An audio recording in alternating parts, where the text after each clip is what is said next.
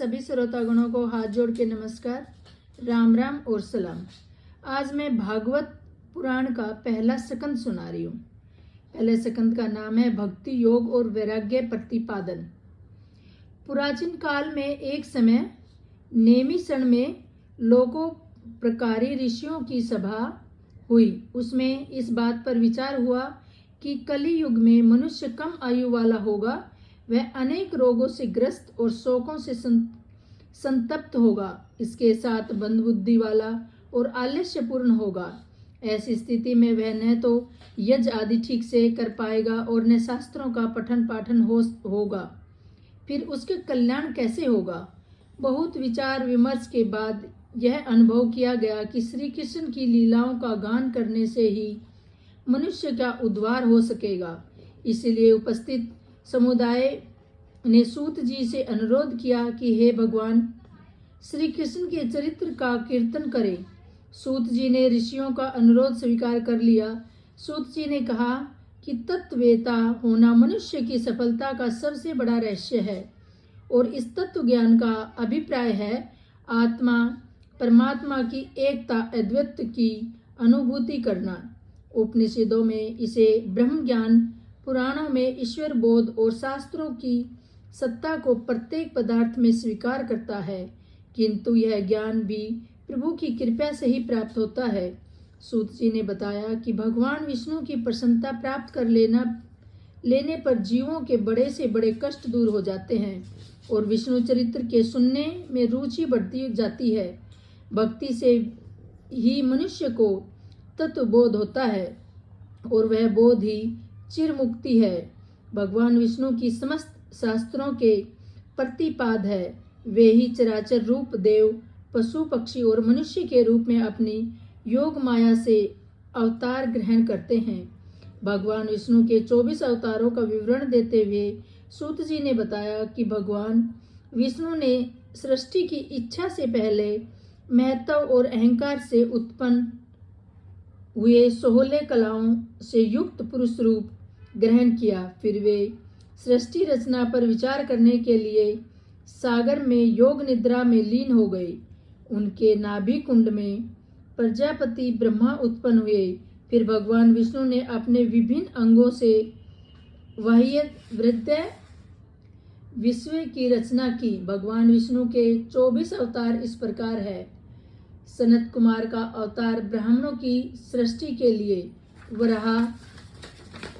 वराह का अवतार पृथ्वी के उद्धार के लिए, यज्ञ पुरुष का अवतार स्वयं भू मनवेत्र के पालन के लिए, हैग्रीव का अवतार वेद चुराने वाले मधुकेटव के वध के लिए, नर नारायण का अवतार बुद्धि शांति के लिए और तपचार्या के विधान के लिए, कपिल का अवतार सांख्य शास्त्र की रचना के लिए, सातवां है दैत्राय का अवतार युमुक्ष जनों के आत्मज्ञान के लिए, आठवां है ऋषभेद का अवतार परमहंसों को सुमार्ग दिखाने के लिए, पृथु का अवतार औषधि अन्न आदि की उत्पत्ति के लिए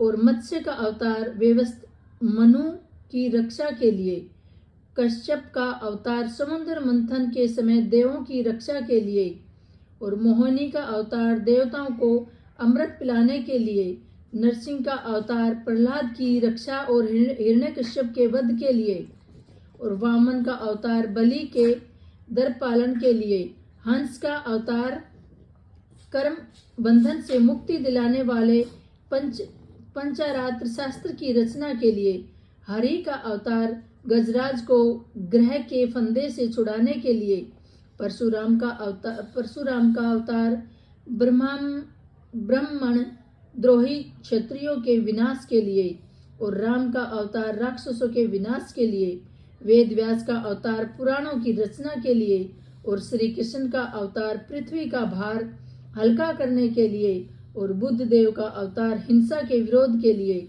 और कलिक का अवतार धर्म को फिर से स्थापित करने के लिए। जिस तरह यह हमेशा स्रोतवान सरोवर से असंख्य नदियां निकलती है, उसी प्रकार विष्णु के अवतार होते हैं। जब जब धर्म का नाम मिटाने का भय होता है, तब तब भगवान विष्णु अवतार लेते हैं। भगवान विष्णु की लीला अनंत है। तत्व ज्ञान के बिना व्यक्ति उस लीला को नहीं समझ सकता। भक्त प्रभु की ही कृपा से तत्व ज्ञान प्राप्त करता है और भगवान का रहस्य जानकर भक्ति को प्राप्त होता है। शौनक जी ने सूत जी के से श्रीमद् भागवत के विषय में कुछ प्रश्न किए। श्रीमद् भागवत की रचना किस युग में और किस प्रयोजन से हुई? दूसरा है, राजा परीक्षित ने श्रीमद् भागवत सुनकर राज्य लक्ष्मी का त्याग किस लिए किया?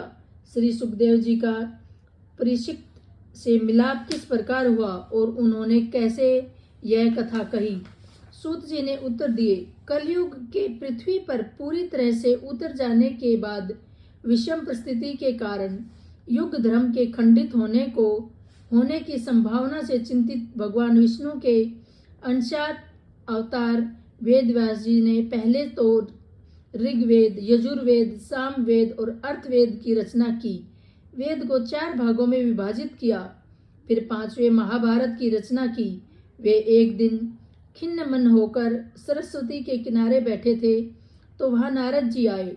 नारद जी ने उन्हें बताया कि उनका मन इसलिए प्रसन्न नहीं है कि उन्होंने भगवान के निर्मल चरित्र की गाथा गाया नहीं। नारद जी ने कहा कि विष्णु की भक्ति और महिमा के हीन काव्य निरर्थक है, अतः आप विष्णु जी को आधार बनाकर रचना कीजिए, आपको निश्चित रूप से आनंद को प्राप्त होगी। नारद जी ने भगवान विष्णु की भक्ति की महिमा और उसकी उपयोगिता के विषय में अपने पूर्व जन्म की एक कथा सुनाई। उन्होंने कहा कि हे व्यास जी, पूर्व जन्म में मैं एक दासी का पुत्र था। मैंने अनेक मुनियों से भगवान श्री कृष्ण के पवित्र चरित्र के प्रसंग सुने और मैं इतना अनुरागमय हो गया कि मैं दिन रात कृष्ण में ही ध्यान रखने लगा। मेरा देह भाव समाप्त हो गया। तब मेरी यह दशा देखकर मुनियों ने मुझे भक्ति का गुप्त रहस्य दिया। भक्ति के प्रताप से ही मेरे मन में निर्मोह और अन्य शक्ति का भाव पैदा हुआ, पर माँ के प्रति मोह त्यागना मेरे लिए संभव नहीं था। एक दिन उसे रात में सर्प ने काट लिया और मैं मोह मुक्त हो गया। मैं घर से निकल आया और एक वन में जाकर समाधि युक्त हो गया। तब मुझे भगवान विष्णु ने दर्शन दिए। मैंने जब उनका रूप वैभव देखा तो मैं चकित रह गया। आनंद के आंसू बहने लगे। यही नहीं, मैं पुण्य उनके दर्शन की अभिलाषा हो गया और मुझे भगवान के दर्शन पुण्य नहीं हुए, अतः मैं व्याकुल हो उठा। मेरी आसक्ति पर प्रसन्न होकर भगवान ने मुझे निरंतर साधु रहने और साधु सेवा का आदेश दिया। साथ ही अगले जन्म में सिद्धि योगी होने का वरदान भी दिया। एक दिन बिजली गिरने से मेरा भौतिक शरीर नष्ट हो गया और मैं भगवान की कृपा से उनके सांस के साथ ही उनके अंदर चला गया। सहस्त्रों युगों के उपरांत मैं मरीचि आदि ऋषियों के संग उत्पन्न हुआ। भगवान विष्णु की कृपा से ही मुझे अखंड ब्रह्मचारी रहने का वरदान मिला और संवत्सर विचरण करने का अधिकार भी ब्राह्मणों ने मुझे वीणा दी और निरंतर ही गुणगान का अवसर दिया तथा लोकहित का आदेश भी दिया। उन्हीं के आदेश से प्रेरित होकर मैंने अपने आप तथा लोक कल्याण के लिए भक्तिपरक ग्रंथ लिखने का निवेदन किया है। नारद जी से यह सब कुछ सुनकर भक्ति ग्रंथ माया के मुक्ति दिलाने वाले भयानक श्रीमद् भागवत की रचना की। भयनाशक श्रीमद् भागवत की रचना की। महाभारत के युद्ध के अंतिम रूप में जब अश्वत्थामा ने दुर्योधन की कटी हुई जांघ के विषय में जाना कि भीम ने दुर्योधन की जांघ काट दी है, तो उसे बहुत क्रोध आया और उसने बदला लेने के लिए द्रौपदी के 5 पुत्रों की मृत्यु के घाट उतार दिया। द्रौपदी पुत्रों के शोक से व्याकुल हो गई थी। उनकी व्याकुलता से क्रोधित होकर जैसे ही अर्जुन अश्वत्थामा को पकड़ने दौड़े, वैसे ही उसने अपना ब्रह्म अस्त्र छोड़ दिया। उसके प्रलय की दृश्य उपस्थितियां हो गए। अर्जुन ने भगवान कृष्ण की प्रेरणा से अपने ब्रह्मास्त्र से अश्वत्थामा का ब्रह्मास्त्र निरस्त तो कर दिया, पर वह पूरी तरह शांत नहीं हुआ। उनकी चोट उत्तरा के गर्भाशय शिशु पर हुई। अश्वत्थामा पकड़ा गया और उसे द्रौपदी के सामने प्रस्तुत किया गया। उसे दंड देने का अधिकार द्रौपदी को दिया गया। द्रौपदी स्वयं पुत्र के शोक में व्याकुल थी। उन्होंने अश्वत्थामा की मां के शोक की कल्पना करते हुए उसे क्षमा कर दिया। कुछ समय बीतने पर एक दिन भगवान कृष्ण पांडवों से विदा लेकर द्वारिका जा रहे थे। उसी समय उत्तरा के पेट में अचानक दर्द उठने लगा। उसकी दशा देखकर तथा प्रार्थना के कारण श्री कृष्ण वहां रुक गए। कुछ समय के बाद उत्तरा के गर्भ से मृतक बालक का जन्म हुआ, जिसे यथोचित रूप से श्री कृष्ण ने जीवित करके पांडवों के वंश को निर्मूल होने से बचा लिया। इस बालक के विषय में ब्राह्मणों ने भविष्यवाणी की कि यह उदांत गुणों वाला, शालीन, क्षमाशील, सत्यभाषी और कली युग को पकड़ने वाला इस बालक के विषय में ब्राह्मणों ने भविष्यवाणी की कि यह उद्धत गुणों वाला, शालीन, क्षमाशील, सत्यभाषी और कलयुग को पकड़ने वाला होगा। इसके साथ ही वह यह बालक ऋषि श्रृंगी के श्राप से युक्त होकर अकाल मृत्यु को प्राप्त होगा तथा शुक्रदेव जी ने आत्मज्ञान प्राप्त कर मुक्ति होने वाला होगा। इसका नाम परीक्षित भी इसलिए पड़ा कि गर्भ में ही श्री कृष्ण का ध्यान रखने वाला तथा उसकी परीक्षा लेने वाला तथा अनेक जन्म का प्रसन्न भी कृष्णा की शक्ति की परीक्षा ही तो थी। जब श्री कृष्णा ने परीक्षित को बचा दिया तो कुंती ने कृष्ण का आभार माना और उसकी स्तुति की। इसके बाद वे द्वारिका आ गए। समय आने पर भीष्म जी ने शरीर त्याग दिया और उसके बाद वे विदुर को समझाने पर धृतराष्ट्र और गांधारी ने तपस्या करते हुए प्राण त्यागने के लिए वन की ओर प्रस्थान किया। इसके कुछ समय बाद युधिष्ठिर और विदुर जी को युधिष्ठिर और गांधारी ने तपस्या करते हुए प्राण त्यागने के लिए वन की ओर प्रस्थान किया। इसके कुछ समय बाद युधिष्ठिर ने एक और अर्जुन से श्री कृष्ण के परम ध्यान चले जाने का वृत्तांत जाना और समय ही तो यह जाना कि वटुकुल का नाश हो गया। इस पर युधिष्ठिर कष्ट में हो गए, खिन्न हो गए और अपने भाइयों सहित शरीर त्यागने के लिए हिमालय की ओर चले गए। इस ओर राजा परीक्षित ने विराट की पोती और उत्तर की पुत्री से विवाह किया। उसका नाम इरावती था। परीक्षित और इरावती ने से जन्मेज आदि 4 पुत्र उत्पन्न हुए। एक बार दिग्विजय यात्रा पर जाते हुए परीक्षित ने एक पांव वाले बैल धर्म और अस्थि पंजर वाली गाय पृथ्वी को रोते देखा तो एक शूद्र मतलब कलयुग, जो गाय वाय काटते हैं ना, वो शूद्र होते हैं, राजा का वेश धारण करते हुए चाबुक से गाय बैल को पीट रहा था। वह पैरों से भी उन्हें प्रताड़ित कर रहा था। परीक्षित से यह अन्याय देखा नहीं गया। उन्होंने बलपूर्वक राजवेशधारी कलियुग को रोका और इस तरह अन्याय करने का कारण पूछा। इसके पूछने पर राजा ने गाय और बैल से भी इस बात का कारण पूछा। तब बैल धर्म ने अपना बैल धर्म को ही बैल बोलते हैं, ने अपना और गाय पृथ्वी का परिचय दिया और कहा कि हमारी दुर्दशा का कारण कलयुग का आगमन है। जब राजा परीक्षित ने धर्म रूप बैल और पृथ्वी रूप गाय की यह दुर्दशा सुनी और देखी तो उन्होंने अधर्म का मूल नाश करने तथा जातीय कलयुग के विनाश का प्रतिज्ञा की। राजा की प्रतिज्ञा सुनते ही वह राजा वेशधारी कलयुग शूद्र शरणगत होकर राजा परीक्षित के चरणों में ही गिर पड़ा और शरण की भीख मांगने लगा। राजा परीक्षित शरणगत पालक थे, अतः उन्होंने उसे अभयदान दे दिया। इसके बाद उसे राजा परीक्षित को अपना वास्तविक परिचय दिया, किंतु राजा वचनबद्ध हो चुके थे, अतः उन्होंने कलयुग को अपने राज से चले जाने की आज्ञा दी। कलयुग भयभीत तो था किंतु चातुर था, अतः उसने कहा कि जहाँ भी मैं रहूंगा सदा सहस्त्र आपके ही अपने नेत्रों के सामने रहूंगा, अर्थात डर कर कुछ भी अनुचित नहीं करूंगा। अतः आप मुझे देश निकाला ना दे। राजा परीक्षित ने उन्हें 4 स्थान मद, दुर्त, व्यभिचार और हत्या में रहने का निर्देश दिया। कलियुग ने एक अन्य स्थान की प्रार्थना की। उसका ध्यान करते हुए राजा परीक्षित ने उसे स्वर्ण में रहने की अनुमति भी दे दी, मतलब सोने में कलयुग है। इसके साथ ही कलियुग परीक्षित ने के स्वर्ण मुकुट में प्रविष्ट भी हो गया। वह कितना विचित्र बात है कि जिस कलयुग को राजा अपने राज्य से ही निकाल रहा था, वह उसके मुकुट में प्रवेश करके उसके सिर पर ही सवार हो गया।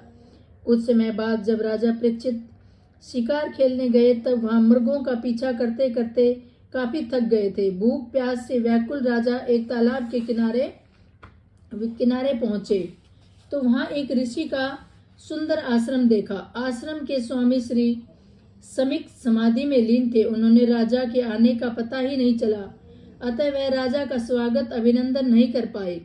कलियुग राजा के मुकुट में बैठा था, अतः उन्हें अपना प्रभाव जमाना शुरू कर दिया।